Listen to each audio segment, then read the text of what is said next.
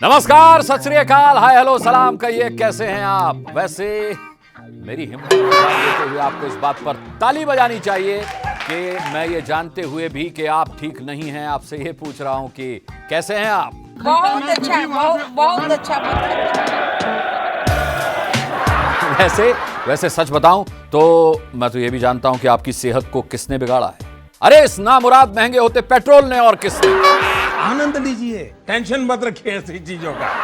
वैसे मुझे याद नहीं आता कि तेल के दाम मेरे होश संभालने के बाद कम कब हुए। अरे यार, सरकार किसी की भी आए किसी की भी जाए, लेकिन तेल के दाम हर किसी की सरकार में बस किसानों के कर्ज की तरह बढ़ते ही रहे, चढ़ते ही रहे। बहुत रेट बढ़ गया तेल का। सच कहता हूं, इस मामले में कोई भी सरकार तेल की धुली नहीं है। मेरा मतलब दूध की धुली नहीं है। हर रोज पेट्रोल डीजल का कीमत बढ़ रही है। अब तो एक साल से महंगाई के विषय पर बोलना ही बंद कर दिया। अच्छा, पार्टी से याद आया, समाजवादी पार्टी के अध्यक्ष अखिलेश यादव। जी हाँ, अपने अखिलेश भैया। मैं टोटी लेकर के आया हूं और टोटी देने के लिए तैयार हूं। पिछले दिनों यूपी के मुख्यमंत्री योगी आदित्यनाथ पर निशाना साधा उन्होंने। अरे बंदूक से नहीं यार, अपनी जुबान से। पता क्या बोले अखिलेश जी ने? कहा अगर डीएनए का फुल फॉर्म बता दे मुख्यमंत्री जी तो हम जान जाएंगे हाँ आखिरकार मुख्यमंत्री है वो। अगर यही मैं बोल दूंगा तो फिर वहां जाएगा कौन? अच्छा, हम तो तेल की बात कर रहे थे ना। हाँ, तो तेल की बढ़ती कीमतों की वजह से पूरा देश बौखलाया हुआ है ना। हम सब जानते हैं कि तेल के दाम बढ़ेंगे तो महंगाई बढ़ेगी, लेकिन बिहार की डिप्टी सीएम रेणु देवी को महंगाई कोई मुद्दा ही नहीं लगता। उनका कहना है कि पेट्रोल डीजल बाहर से आता है जी, ऐसे में बाहर रेट बढ़ेगा तो यहाँ पर भी तो बढ़ेगा। देखिए भैया, कोई महंगाई नहीं है जब आपके पास पेट्रोल और डीजल बाहर से आते हैं। अगर बाहर का जो भी रेट होगा तो रेट यहाँ बढ़ता ही है। अरे रेणु जी, पेट्रोल और डीजल तो नेपाल में भी बाहर से आता है, श्रीलंका में भी बाहर से आता है? तभी तो विपक्ष आपसे पूछ रहा है कि बताइए, सीता और रावण के देश में पेट्रोल सस्ता है, लेकिन राम के देश में महंगा क्यों है? नेपाल सीता माता के देश में डीजल पेट्रोल सस्ता है, श्रीलंका रावण के देश में सस्ता है, तो क्या भारत राम के देश में क्या उसकी तुलना में कम करेंगे? वैसे महंगाई के मुद्दे पर पिछले दिनों प्रियंका गांधी ने भी खूब चुटकी ली।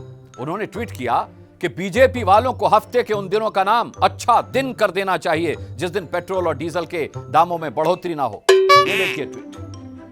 आगे उन्होंने लिखा, क्योंकि बाकी के दिन तो आम लोगों के लिए महंगे दिन हैं, तो जिस दिन पेट्रोल और डीजल के दाम थोड़े घटें उस दिन को अच्छा दिन कहा जाए। वाह प्रियंका जी, क्या मारा है। आपके इस प्रेम भरे स्वागत के लिए मैं बहुत बहुत आभारी हूँ। वैसे पेट्रोल और डीजल के बढ़ते दामों पर अपने खट्टर साहब सबसे मजेदार बयान दे बैठे। उन्होंने कहा कि सरकारों को पेट्रोल और डीजल से जो रेवेन्यू मिलता है ना, उससे वो जनहित का काम करते हैं। हाँ, जय हो खट्टर साहब की। लेकिन ये तो वही बात हो गई जैसे कि कोई जेब कतरा मेरी जेब काट कर कहे कि अनुराग भैया, मैंने आपकी जेब इसलिए काटी क्योंकि आपकी जेब से जो रेवेन्यू मुझे मिलेगा ना, उससे आपके लिए मैं चॉकलेट खरीद कर लाता हूं और आपका मुंह मीठा कराता हूं। देखिए, क्योंकि ये कोई अपने देश के अंदर तो पेट्रोल डीजल होता नहीं है, आखिर ये सारी चीजें अधिकांश इसमें से इंपोर्ट होता है। सोशल मीडिया पर मैंने खट्टर साहब के इस बयान पर कई कमेंट्स पढ़े। कुछ लोगों ने उनके इस बयान को खट्टारा बयान बताया। अरे दीदी से कुछ सीखिए सीएम साहब। देखिए, पश्चिम बंगाल में दीदी ने पेट्रोल और डीजल 1 रुपए सस्ता करवा दिया। वैसे ये निगोड़े चुनाव जो ना करवा दें वो कम है। अरे पिछले दिनों हमारे मामा जी शिवराज सिंह चौहान जी सीधी के सर्किट हाउस पहुंचे और वहां मच्छरों ने उन्हें जमकर काटा, जमकर उनका खून चूस लिया मामा जी का। हाँ, और एक हमें अपने खून की पड़ी है कि सरकार ने हमारा खून चूस लिया, सरकारें हमारा खून चूस रही हैं। अरे देख लो भाइयों, जनता का ही खून नहीं चूसा जाता बल्कि सरकार का भी खून चूसता है। इस सच्चाई को बदला नहीं जा सकता है। अब ये बात अलग है कि जनता का खून सरकारें चूसती हैं और सरकारों का खून मच्छर। मैं ये कहने के लिए नहीं कह रहा। इसीलिए अब no petrol no diesel. Petrol diesel की कोई बात नहीं करेगा। खबरदार, समझे? कोई पेट्रोल डीजल के बारे में कुछ नहीं बोलेगा। पेट्रोल डीजल पर अब सब हो जाओ खामोश।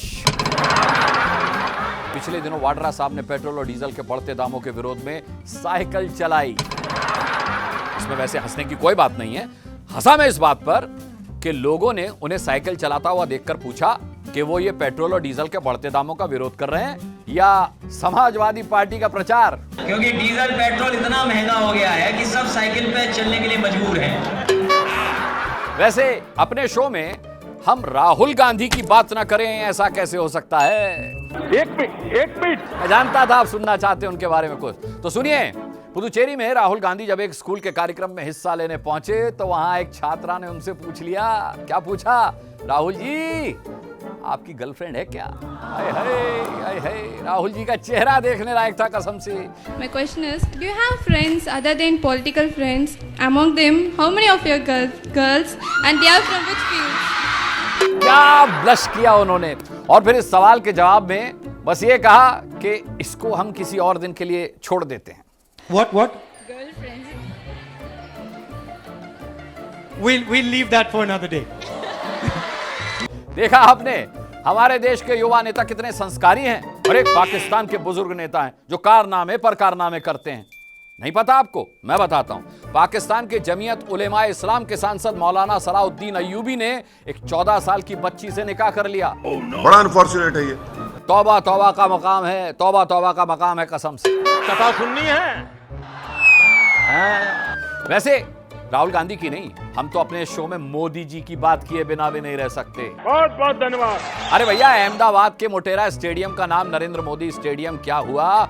लोग लगे जमकर मजे लेने में।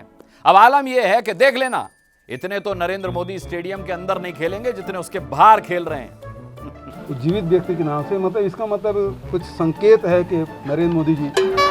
चलिए खेलने देते हैं सबको, खेलो भाई खेलो। वैसे भी मोहब्बत, जंग और खेल में सब जायज है। अच्छा ठीक है, चलिए इजाजत दीजिए, मैं अगले हफ्ते के लिए ढूंढने निकलता हूं कोई नया मसाला। आपके लिए बस इतनी सलाह, इतनी नसीहत, इतनी अपील कि अपना बहुत ख्याल रखिएगा। Take care, bye bye.